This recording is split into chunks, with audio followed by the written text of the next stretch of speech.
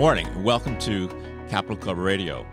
We're delighted today to interview and talk with one of the celebrities in the the Atlanta journalism circles, David Rubinger, who's currently the publisher of the Atlanta Business Chronicle.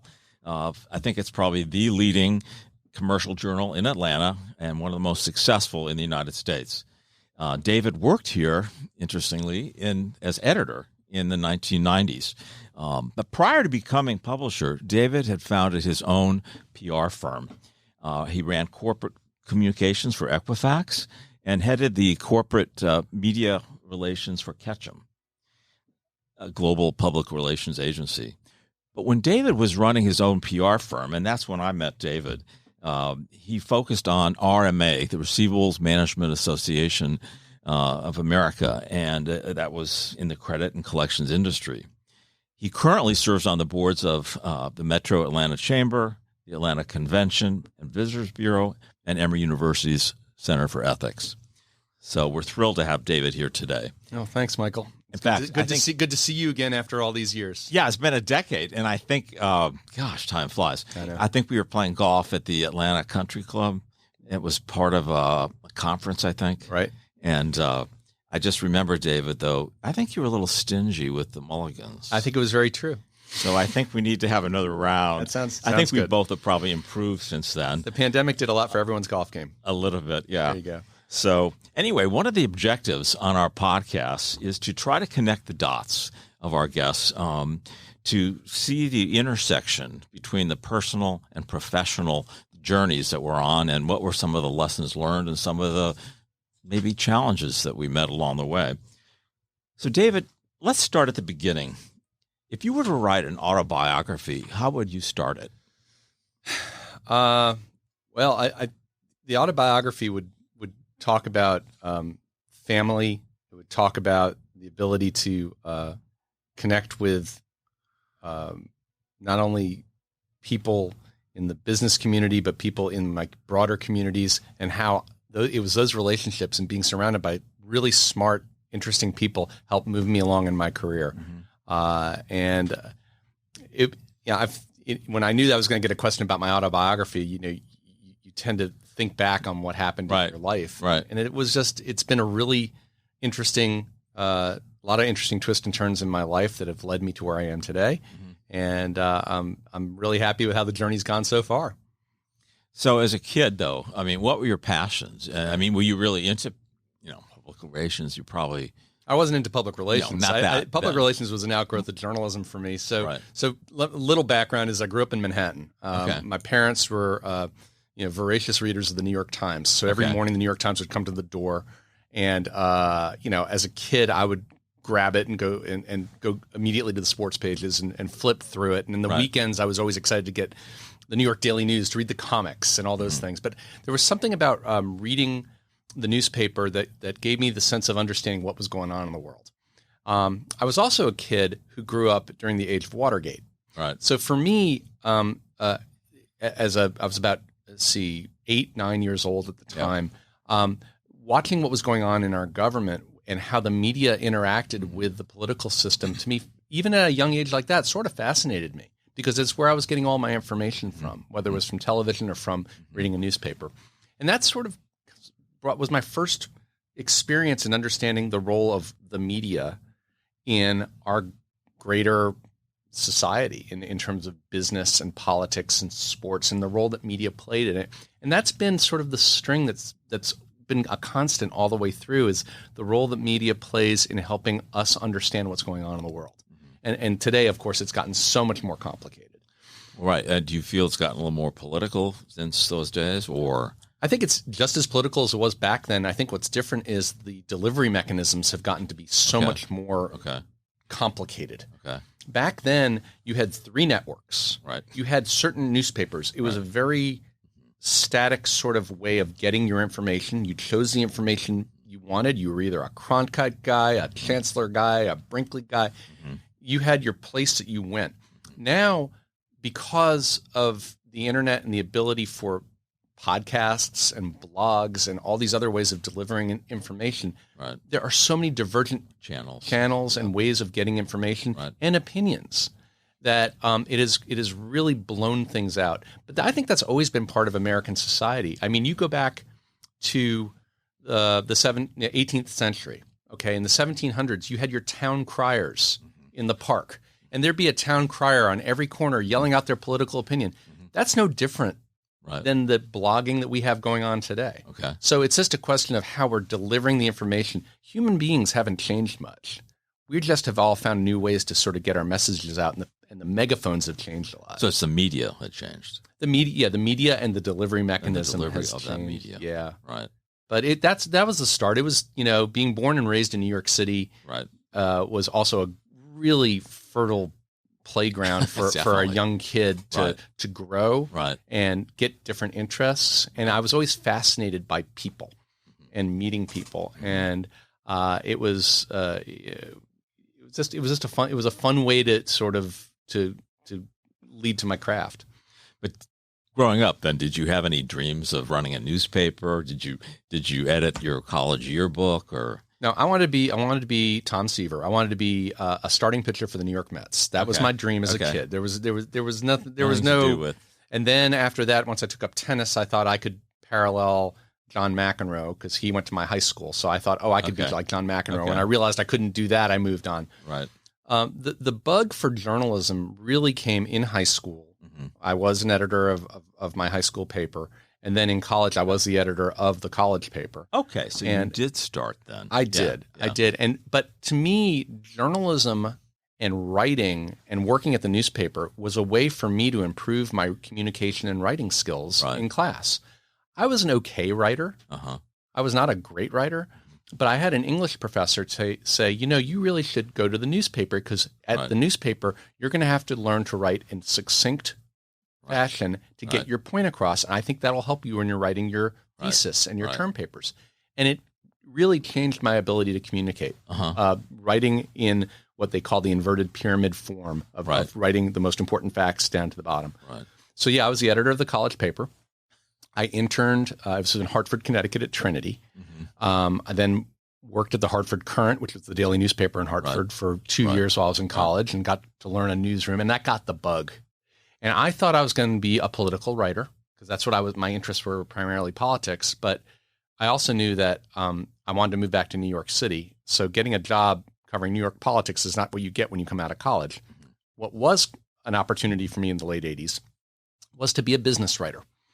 So I was able to start off my career in New York as a business writer and editor for McGraw-Hill, which back then was the grand poobah of business journalism with all the trade publications they had and Standard & Poor's.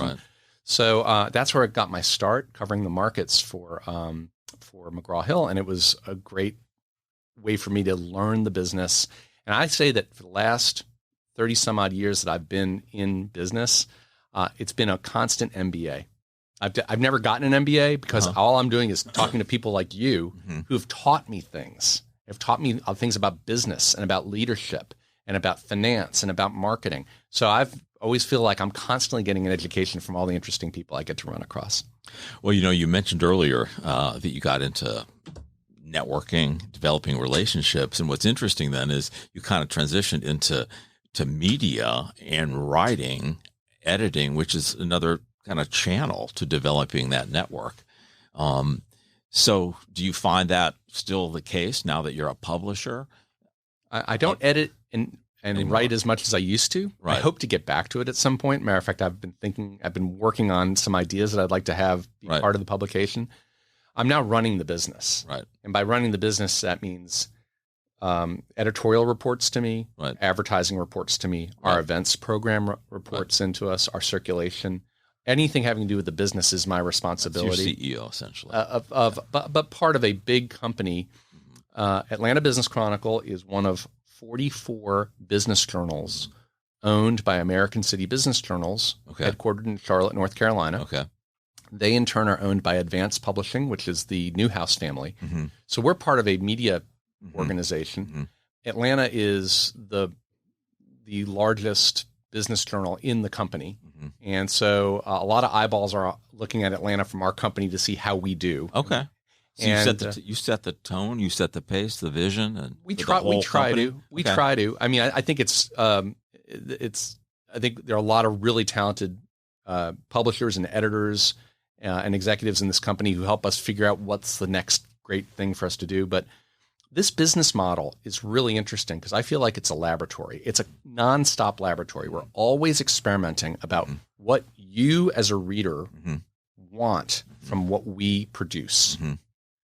And it changes every day. And we monitor it every day to make sure we understand what is the type of content that our reader is looking for so that they can grow their business, grow themselves personally.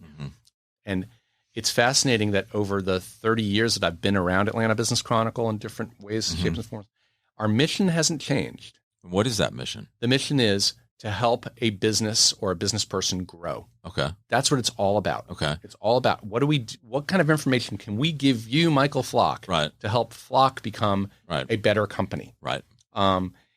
It might be a real estate story. It might be a healthcare story. It might be a technology story. But if it's got information in there that you feel you can take away from and say, that's going to help me do my job better, then we've achieved our goal. Okay.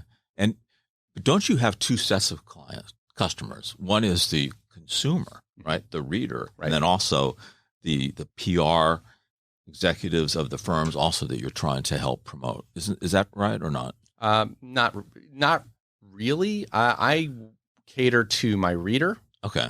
First and foremost. Okay. Because the reader is my ultimate consumer. Right. My advertiser wants to be a part of our medium because we attract those readers. Right. So it's very important for me to keep, use the term church and state, but you got to keep those two things divided to maintain the integrity of the product so that advertisers feel like they're not that there's a, they're attracted to the Chronicle because you've got a vast base of readers who are looking for independent information. Okay. So, the biggest issue is, and a lot in the media, it's happened all over the country, is that oftentimes the media is pay to play. In easier words, in order for you to get into the publication as a subject of an article, you have to buy you have to buy advertising. Right. We don't work that way because our reader is too sophisticated and they can tell when something is simply a pay to play exercise. We have sponsored content. You can buy something and put content in, but if it's a story written by one of our writers or editors, it is an independent piece that is not influenced by our advertisers because that's what good journalism is. Let's jump now to the Receivables Management Association, where you were the kind of head of media communications, and many of our listeners to the Flock podcast are from that industry. Hi, everybody. I miss you. You were there in what I left Equifax in 2008, and from 2008 to 2015, I had my own firm. Right. And one of my first clients it was then known as DBA International. Now it's RMA International. Right. And I was brought in to help position the industry with business media around, the various issues.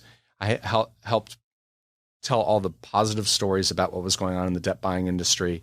I also tried to explain that there were good actors and bad actors in any industry, and oftentimes the media would focus on the bad actors, and it was my job to bring them back to the important role that debt buyers and debt collectors played in our credit system. Yep. And luckily, coming out of Equifax, I had the knowledge base of understanding how our credit economy worked. Right. Because most PR professionals didn't have that base. So I was able to help articulate that pretty well with the Wall Street Journal and Bloomberg and other major outlets to help tell the story. They didn't always buy the story, but at least I felt like I was a credible voice in helping explain it. Yeah. And sometimes it's difficult because that industry, I think, has a mixed reputation, to put it nicely. How did you then, as head of media communications, position the receivables management industry to the broader media? Because it's not easy. It has a stigma. I don't think it's always fair, but in the media world that you were working in, how did you position it? How did you brand it? How did you provide kind of the thought leadership behind the media communications that you were managing? Well, frankly, I listened very carefully to you and other people who were on the board of DBA International at the time. I listened to people like Barb Sinsley and Bob Belair and Rich Monroe and Stacy Schechter and all these people who lived in this industry. And I paid very close attention to how they explained the value proposition, not just to a business, but to the consumer, about why it was important to have bad debt be bought and then resold, because it put money back into the economy so that banks could keep on lending. Right. Otherwise, banks, if they just write it off, they're going to increase the cost of the credit, and it becomes more expensive for the consumer in the long run. Sure. That's a hard story to tell because it seems very removed. I think for most of us, we just think that debt collectors are bad actors. But at the end of the day, if those debts aren't somehow dealt with, the bank can't make the loans they made before, and they end up lending less. It was always an uphill battle. We were never going to win the war. I think you just had to win little battles one by one. The key was to take the personality out of it and really try to explain the structure. Because once you got into the personality piece, because it was very easy to bring in who the bad actors were. There are a lot of people who thrive on the emotion of the negativity around debt collecting. The key was to say, this is part of the process. It's part of our economic system, and it's not illegal. It is strictly what needs to be done so we keep our credit economy going. And today, we're looking at a credit economy that's as healthy as it's been in my lifetime. And there seems like all that credit education that's gone on over the last 20 years is finally starting to take root, and people are starting to pay their bills on time. So I think we're in a better place than we were back in 2008. No, I agree with you. And, we laugh. We say that people in collections aren't really doing God's work. And in the past, I think that many of the cowboys in the industry were the ones that drove the headlines. And then the CFPB was created, and I think that kind of changed actually made it more stable, more ethical. And I mean, at the time, the CFPB, by your industry and by my prior employer, Equifax, no one was very excited about having a be regulated. No one in enterprise wants to be regulated, but sometimes a little regulation goes a long way as long as it's properly monitored. And CFPB, despite some of the sword battles that went on within the industry, probably helped stabilize things a little bit. I'm sure there could be arguments made on both sides of that, but it definitely helped stabilize the ship quite a bit. And listen, the U.S. credit economy is a fascinating story in and of itself. The fact that we can have this ability for consumers to be able to access credit on a credit card and be able to live the lifestyles they want within reason has been a very interesting part of our overall economic system that I don't think there's enough credit given to how successful it's been at making America what it is today. Definitely. So, David, you've kind of moved back and forth between corporate, entrepreneur, because you had your own PR firm, but you were working with corporations, obviously Equifax, and then Ketchum. So what are some of the lessons learned, and how was that transition that you made? Because it was, entrepreneur, corporate, entrepreneur. What lessons learned were there, and were they the same or different? Lessons learned. So first of all, the first step was leaving journalism to go into public relations. Okay, that was a big step in my life because when you're a journalist, you maintain this degree of independence. When you move to public relations, you're now being paid by corporations to help represent their interests. It's a very different mindset. So I had to wrap my head around that first. And that was a pretty comfortable transition for me because I felt like it was, again, as I said earlier on, that it's all about, I love my continuing education process. I felt like I'd learned as much as I could learn as a journalist. And now I was going to learn as a practitioner of PR consulting. It was my next step in the journey. The movement to Equifax was born out of the fact that working at Ketchum, I was becoming sort of a minor league expert in the world of the credit economy. So now I could grow more by having an expertise, understanding how a credit report is built, understanding how disputes are done, understanding how money is lent and what shows up on a credit report. Not many people know that. So I felt like, again, it was part of my education process. Right. Then I went on my own, which was exciting. So I'd never run my own business before. And that was just an exciting time in my life. My kids were young. Mm-hmm. My wife, Hetty, is a successful partner at a major law firm here in town. Right.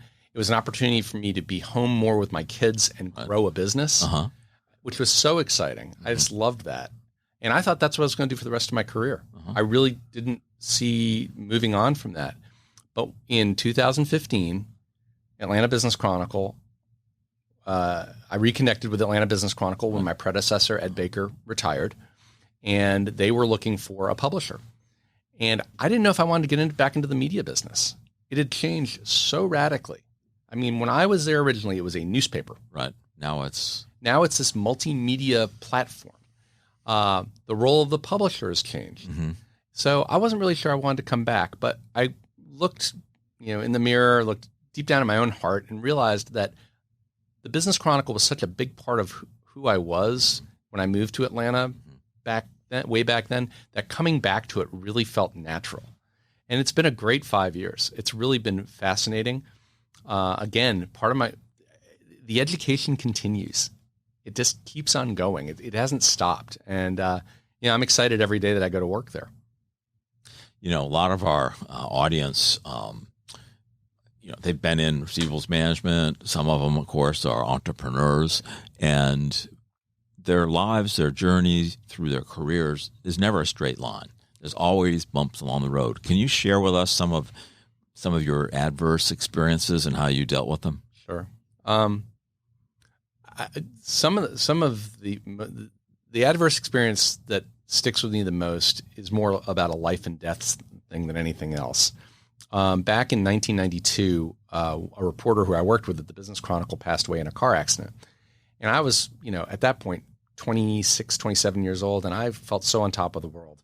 Her death and the impact it had on me and everybody else at the Business Chronicle at the time was so powerful that it really changed my outlook on, the seize the day mentality of life is too precious. Mm-hmm. You really need to stay focused on what's most important in your life, and keep driving in that direction, and don't take any of it for granted. Mm-hmm. So that to me was something we all like carpe diem. It was definitely a carpe diem moment for me, and that one has stuck with me throughout my life. In terms of other challenges, learning to control what you can control. And when I was working at Equifax, I had to deal with some awful crises for the company, and knowing that maintaining my own emotional equilibrium, understanding that I can only control as much as I can. I can't necessarily change the way everyone looks at this company, but stay focused on short-term objectives, on quick wins. Those are the kind of things. Other bumps along the road, there haven't been too many bumps. I think maintaining the work-life balance with having growing four children at home and being a good husband while trying to also be a successful business person has always been paramount to me, because I've seen too many friends have struggles in their personal relationships. I've got to put that piece first always, because they're going to be, no matter what happens in my career, they're always going to be with me to the end of the day.